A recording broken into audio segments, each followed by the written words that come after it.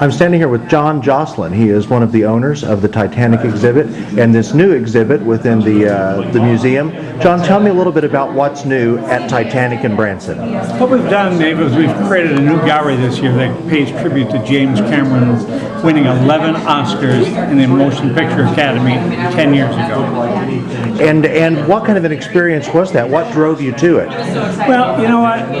The Titanic itself is kind of a monument to shipmaking and, of course, history. And the motion picture is the same way. It was a cinematic epic. So the two went hand in hand. Now, are you a cinephile? Oh, absolutely. And what was your attraction to Titanic to begin with that got this whole ball rolling? Well, I come from being a television producer for many years. And in 1987, I put the first expedition to go to the Titanic and recover artifacts and produce a real live television show about it. How have you found the Midwest, Branson's reaction to all things Titanic? Well, they love it, ultimately. I mean, they welcomed us with open arms. I mean, we had looked a long time to get the right piece of property here, and when we did, of course, all hands were on deck and we were all going forward, and we built this icon of a ship outside on the strip, and Branson just says, we love having you here. Now, what was the attraction for Branson? What was the impetus behind that? Well, looking at the demographic profile of the U.S., you got to look at some place where you have lots of traffic. It's kind of like situated in the center of things, which Branson is. We're in the heartland of America here, and there's lots of people that come visit. John, do you have a favorite artifact, a favorite part of the exhibit that always stirs a little something in you? Yes, of course, the Discovery Room. They call that John's Gallery, and it is because those photographs on the wall, the photographs that we took on the expedition from 1987, the model in that room that shows what the ship looks like on the bottom of the ocean, that is James Cameron's personal model that he loaned me to put in the exhibit here. So I have a real affinity for that room.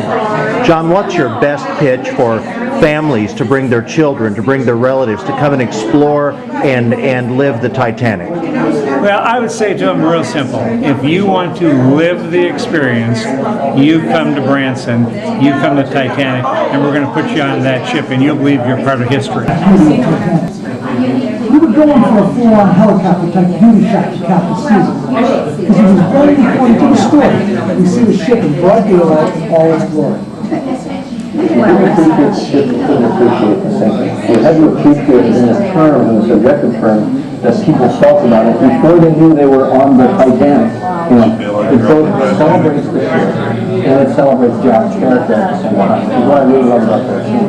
It just makes it clear that the idea that the disaster and doing without pain are so far away and so impossible to conceive. And if you don't start from that place, you'll never understand what it's like to be on this. The question was, how do we do it? Where do we start?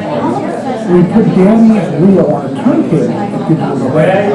And the turntable and a slight camera booth exaggerated the moves, and they were coming off of that. That was all done against green screen. And they were then composited onto the model of the ship. Pulling the shot took pretty much every visual effect in the book. And a few we have to develop ourselves. A lot of these methods are not shown in the effects. It really was a key moment in the film, both in terms of exuberance of the voyage and the proof of how all the different effects techniques can come together to convey the emotion and the story.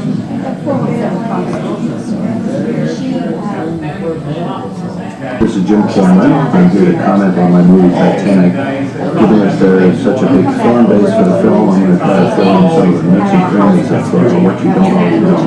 So the main title was conceived very, very late in the day, really almost toward the end of editing. I was looking for something we hadn't found yet, a way to set a tone for the film. I sort of had a panic attack that the paths that we were traveling weren't really working. So I kind of stayed up all night, and 20 hours later, I sort of cobbled together this open, and I took the most upbeat and happy scenes of film and stepped them out to make them look like archival footage. probably. There are so many wonderful stories. And I was Rich Jones and then This wasn't something, this was just Nancy being story building on itself. Wow, Yeah, so you know how to get a hold of me. And I'm guessing I can probably not here to get a hold of you. you were able to eliminate it. Oh, yeah, it's, believe me, I mean, trying to just after this. One of the things we had to do is we had to reduce the. But I just wanted to. okay, this is my daughter. She goes, oh my goodness, this lady's real. Well, you were moving it up. I know I'm tired, but I just want to line I movie when Rose dropped the diamond in water. There never was really a diamond. It was all fabricated for the storyline. I didn't put that on my. Now, billboard.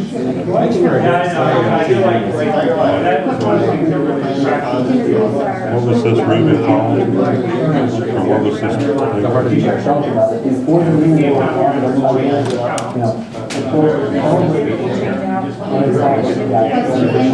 Yeah, it is.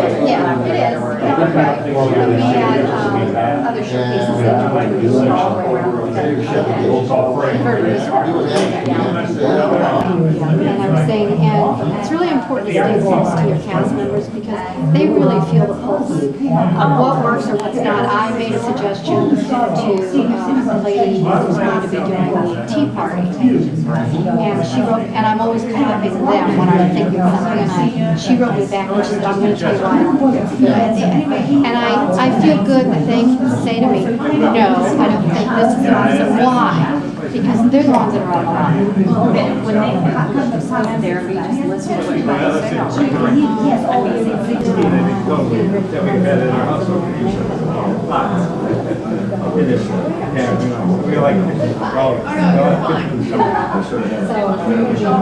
No, I'm a great fan. Big Sam.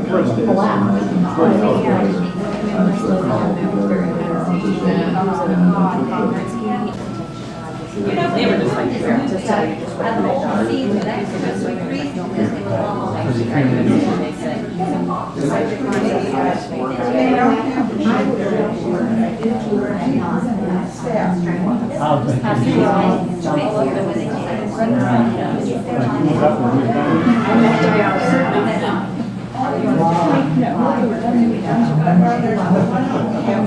And